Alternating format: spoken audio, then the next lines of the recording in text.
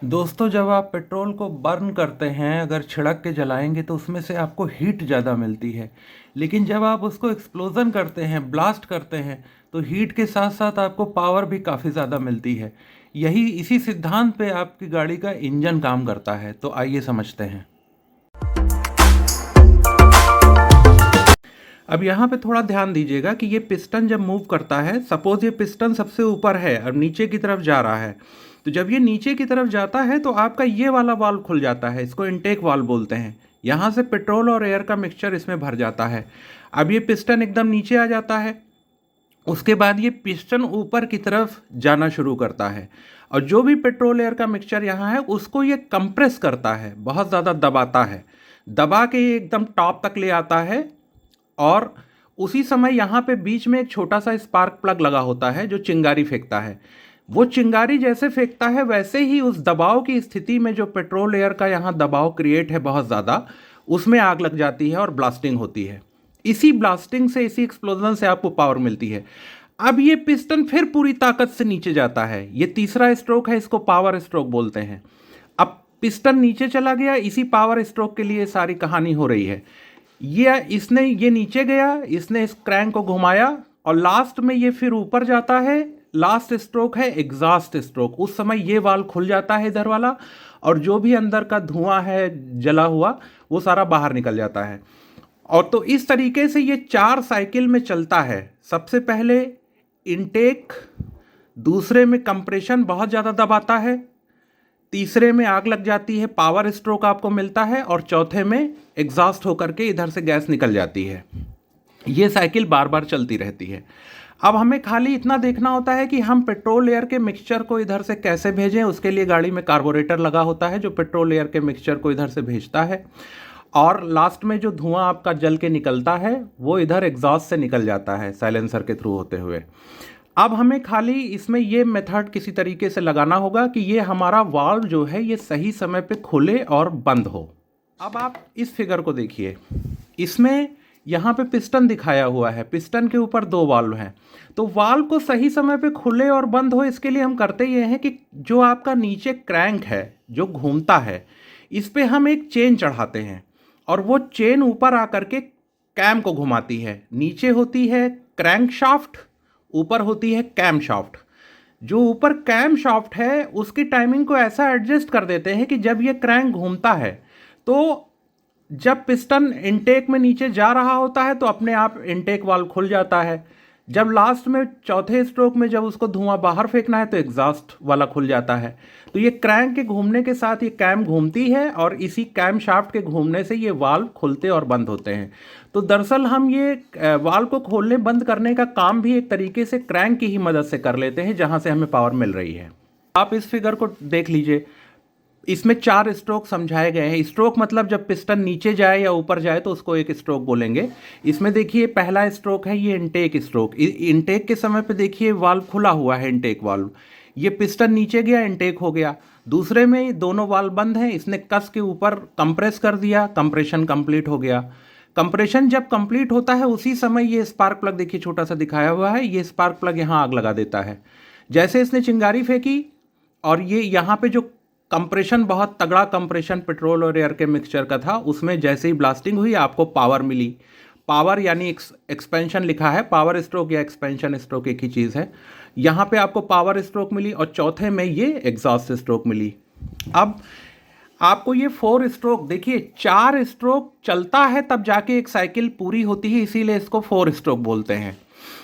अब यहाँ पे सवाल उठता है 2 स्ट्रोक। तो 2 स्ट्रोक में होता ये था, जो 2 स्ट्रोक इंजन जो है अब उतने चलन में धीरे धीरे कम होते जा रहे हैं।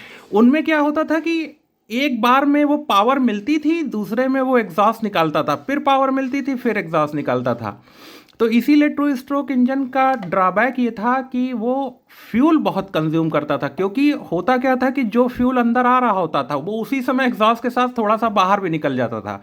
क्योंकि जिस समय आप ये इनटेक करते थे उसी के साथ साथ वो मिक्स हो जाता था आपका एग्जॉस्ट, तो थोड़ा सा इनटेक का पोर्शन जो है एग्जॉस्ट में चला जाता था, इसीलिए 2 स्ट्रोक इंजन में उतना अच्छा माइलेज नहीं मिलता था। और लेकिन ये था कि 2 स्ट्रोक इंजन में आपको पावर ज़्यादा मिलती थी, क्योंकि उसमें इनटेक हुआ, पावर स्ट्रोक हुआ, इनटेक हुआ, पावर स्ट्रोक हुआ, इनटेक हुआ, पावर स्ट्रोक हुआ। उसमें 2 ही स्ट्रोक में साइकिल पूरी हो जाती थी। इसीलिए जो 2 स्ट्रोक जिन्होंने पहले गाड़ियां चलाई हैं, पुरानी स्कूटर्स या यामाहा वगैरह की गाड़ी, तो उसमें देखते थे कि पावर काफ़ी मिलती थी लेकिन आपको माइलेज उतना बेटर नहीं मिल पाता था। अब आप इस थोड़ा इलेबोरेट फिगर को देखिए, इसमें थोड़ा और चीज़ें समझाई गई हैं। यहाँ से देखिए, ये आपका इनटेक पोर्ट है और ये इनटेक वाल्व है। जब ये पिस्टन नीचे जाता है तो ये वाला वाल्व खुल जाता है और यहाँ से एयर फ्यूल का मिक्सचर अंदर आता है, पेट्रोल एयर का मिक्सचर अंदर आता है। फिर ये पिस्टन नीचे जा चुका होता है, पूरा मिक्सचर अंदर जितना आना है आ चुका होता है, और उसके बाद सेकंड में ये पिस्टन ऊपर जाता है। उस समय वाल्व दोनों बंद रहते हैं, ये कस के कंप्रेस करता है। यहाँ पे देखिए प्लग बहुत साफ साफ दिख रहा है, यही स्पार्क प्लग है जो यहाँ पे आपको चिंगारी देता है। तो सेकंड फर्स्ट स्ट्रोक नीचे गया, इनटेक हो गया, सेकंड स्ट्रोक में उसने कंप्रेस किया, तीसरे में यहाँ से चिंगारी आई, पावर स्ट्रोक, आग लगी, पावर आपको मिली। ये पिस्टन बहुत तेज़ी से नीचे गया, बहुत ताकत के साथ नीचे गया, उसने ये अपनी पूरी पावर यहाँ डिलीवर कर दी और फिर चौथे स्ट्रोक में ये फिर ऊपर गया। उस समय ये एग्जॉस्ट वाल्व खुल जाता है और ये एग्जॉस्ट वाल्व जो है इधर से आपका एग्जॉस्ट निकाल देता है। अब ये आपको यहाँ एक दो चीज़ें यहीं पे मैं एक्सप्लेन कर दूँ शॉर्ट में। एक तो ये कि इंजन के चारों तरफ ये ऐसे जैकेट्स बने होते हैं सिलेंडर के चारों तरफ, जिसमें वाटर सर्कुलेट होता है इंजन को ठंडा करने के लिए, जो गाड़ी में आप कूलेंट या वाटर डालते हैं। और दूसरी चीज़, ये कभी फिर डिटेल में समझेंगे। दूसरी चीज़ है, यहाँ पिस्टन पे रिंग्स लगी होती हैं, देखिए रिंग्स दिखा रही हैं। इनमें एक रिंग होती है वो ऑयल की रिंग होती है, अभी शॉर्ट में मैं बता देता हूँ। एक रिंग ऑयल की होती है क्योंकि ये यहाँ पे पूरा ये इंजन ऑयल में यानी लुब्रिकेंट में ये हिस्सा डूबा होता है, क्योंकि ये पिस्टन जब ऐसे ऐसे चलता है तो फ्रिक्शन से ये ख़राब ना हो जाए, इसमें ऑयल भरा होता है और वो इसी पिस्टन के साथ वो ऑयल भी चलता है। जहाँ तक ये पिस्टन जाता है, जहाँ तक वो ऑयल रिंग होती है वहाँ तक ऑयल इसमें एक लुब्रिकेशन का काम करता है। और इसी में एक रिंग कंप्रेशन रिंग होती है जो कि यहाँ पे बन रहे कंप्रेशन को नीचे जाने से रोकती है। तो ऐसे ही 2-3 रिंग यहाँ होती है, उसको कभी डिटेल में समझेंगे, अभी शॉर्ट में समझ लेते हैं। तो कंप्रेशन नीचे पास ना हो इसके लिए यहाँ कंप्रेशन रिंग होती है। इसीलिए कभी कभी देखिए मैकेनिक आपको बताता है कि आपकी रिंग कट गई है, इंजन बैंक कंप्रेशर हो गया। तो ऐसे केस में होता क्या है, जो भी यहाँ पे कंप्रेशन बनता है उसका कुछ हिस्सा लीक कर जाता है, तो गाड़ी धुआं वगैरह देने लगती है, उतनी पावर भी नहीं मिलती, उसी को बैक कंप्रेशन कहते हैं।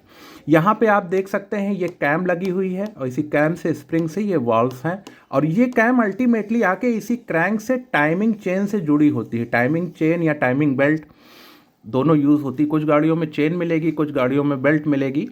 लेकिन मैकेनिक कभी जैसे आपको बताए कि टाइमिंग बेल्ट अब बदलने का टाइम आ गया है या टाइमिंग चेन बदलने का टाइम आ गया है या टाइमिंग आउट हो गई। टाइमिंग आउट होने का यही मतलब होता है कि सही समय पे अब वाल्व ना खुल रहे हैं ना बंद हो रहे हैं, तो सब उल्टा सीधा हो रहा है, तो इंजन की परफॉर्मेंस उससे बहुत डाउन हो जाती है। अब ये एक सिंपल एनिमेशन आप देखिए कि कैसे ये पिस्टन का मूवमेंट जो है वो कैसे आपका यहाँ सर्कुलर मोशन में ऐसे बदल जाता है। उसके बाद एक ये बड़ा इंजन देखिए, सिंगल सिलेंडर का ये काफ़ी बड़ा इंजन है, ये मैंने नेट से निकाली है वीडियो। तो ये इसमें आप देख सकते हैं कि एक सिंगल सिलेंडर है और वो लेकिन इतना ज़्यादा साइज़ में बड़ा है कि ये इससे पावर सिंगल सिलेंडर से मिल रही है। यहाँ पे अगर आप सीसी देखें तो सीसी सिंपली ये होता है कि ये पिस्टन सबसे ऊपर जहाँ तक जा सकता है और सबसे नीचे जहाँ तक जा सकता है, इस बीच के वॉल्यूम को अगर आप क्यूबिक सेंटीमीटर में नापें तो इसी को सीसी कहते हैं। जैसे आप बाइक में कहते हैं कि 100 सीसी की है, तो कुल मिला के ये है कि अगर उसमें एक सिलेंडर है तो वो जो वॉल्यूम है, जो पिस्टन सबसे ऊपर जहाँ तक जाता है और सबसे नीचे जहाँ तक जाता है, सबसे ऊपर को टीडीसी बोलते हैं, टॉप डेड सेंटर, सबसे नीचे को बीडीसी बोलते हैं, बॉटम डेड सेंटर। तो टीडीसी और बीडीसी के बीच में इस सिलेंडर में जितना वॉल्यूम होता है उतना ही सीसी होता है। तो ये एक सिलेंडर के लिए भी सत्य है। अब अगर आप किसी गाड़ी में नंबर ऑफ सिलेंडर्स बढ़ाते हैं, जैसे 2 सिलेंडर, तो ऐसे केस में वो उतने ही टाइम सीसी आपका मल्टीप्लाई होता जाएगा। यहाँ पे को एनिमेशन है, ये देखिए टाइमिंग चेन ये जा रही है नीचे क्रैंक से हो करके, यही टाइमिंग चेन ऊपर इस कैम को घुमा रही है ऊपर, इसको बहुत ध्यान से देखिएगा। ये जो टाइमिंग चेन है यही ऊपर, और ये बड़ी सी एक लगी होती है फ्लाई व्हील, इसको अभी मैं समझा देता हूँ। तो ये फ्लाई व्हील का काम क्या होता है कि जो भी अटके झटके आते हैं उनको वो एब्जॉर्ब कर लेती है। तो ये 6 इसी तरीके से आप ये रिकॉर्डिंग देखिए। ये क्या इन्होंने क्या किया है, सिलेंडर को वी शेप में अरेंज कर दिया है, जबकि ये डिफरेंट टाइप के ओरिएंटेशन आपको देखने को मिलेंगे कि सिलेंडर किस तरीके की शेप में एडजस्ट किया जा सकता है। एक ये देखिए रेडियल, इसमें ये छोटे छोटे प्लेन्स में यूज़ होता है जिसमें आगे एक सिंगल पंखा लगा होता है। ये रेडियल इंजन है, इसमें सारे पिस्टन्स को उन्होंने रेडियली अरेंज कर दिया है। हालांकि मोटा मोटी कॉन्सेप्ट सारा वही है। आप अगर एक सिंगल पिस्टन को समझ गए हैं तो बाकी बहुत ज़्यादा उसमें फिर आपको कुछ समझना नहीं है। चैनल में ये शॉर्ट है, ये मेरा शूट किया हुआ है मेरे वर्कशॉप का। इसमें देखिए ये क्रैंक केस है, इसी पे 4 नॉर्मली जो 4 पिस्टन ये रखे हुए हैं, ये चारों पिस्टन इसी क्रैंक केस पे जड़े होते हैं और ये चारों पिस्टन चलते हैं तो ये पावर आपको जनरेट करते हैं। 4 स्ट्रोक में फ़ायदा ये होता है कि हर समय कोई ना कोई एक पिस्टन हमेशा पावर स्ट्रोक में होता है। इस समय ऐसा अरेंज किया जाता है कि हर समय कोई ना कोई एक पिस्टन पावर दे रहा होता है। इस वीडियो में आप देख सकते हैं कि मेरी वर्कशॉप में मैकेनिक ये रिंग एडजस्ट कर रहा है। ये बड़ा टिपिकल पॉइंट होता है, अगर रिंग का एडजस्टमेंट गड़बड़ा जाता है तो फिर इंजन सही परफॉर्म नहीं करता है। अब यहाँ पे ये समझना ज़रूरी है कि आपको कभी भी अगर इंजन स्टार्ट करना है तो स्टार्टिंग में आपको उसको कहीं ना कहीं से पावर देनी है। या तो हाथ से आप उसे घुमाएंगे, या कार में आप जब चाबी घुमाते हैं तो सेल्फ लगाते हैं तो वो बैटरी से पहले उसको पावर मिलती है, या कभी बाइक में आप किक मारते हैं तो स्टार्टिंग में आपको उसको किसी तरीके से पावर देके पहले घुमाना पड़ता है। जब एक बार इंजन रोटेट कर जाता है फिर वो अपने आप खुद से पावर उसमें बनने लगती है। मेरे वर्कशॉप की इस वीडियो में आप देख सकते हैं कि ये इंजन के ऊपर का कवर खुला हुआ है और ये जो आपको दिख रहा है ये कैम है। यही इसी कैम से ये वाल्व्स जुड़े होते हैं। ये कैम मूवमेंट करती है, जब नीचे क्रैंक मूवमेंट करता है, क्रैंक इसमें नहीं दिख रही है, क्रैंक शाफ्ट आपने उस छोटे वीडियो में देखी है, तो वो जब नीचे क्रैंक मूव करती है तो ये कैम मूव करती है। इसी चैनल में ये आप देख सकते हैं कि कैसे पिस्टन मूव कर रहा है। ये चार सिलेंडर की गाड़ी है, इसमें 4 ये पिस्टन, इसको इनलाइन बोलते हैं क्योंकि चारों सिलेंडर आपके एक लाइन में है, इसको इनलाइन ज़्यादातर ये आपको देखने को मिलेगा। गाड़ी 4 सिलेंडर की भी हो सकती है, 3 सिलेंडर की भी हो सकती है, 6 सिलेंडर की भी हो सकती है। दोस्तों आशा करता हूँ कि मैं petrol 4 stroke internal combustion engine की बेसिक आपको समझा पाया थोड़ा बहुत। जल्दी ही मिलते हैं दूसरे वीडियो में। नमस्कार।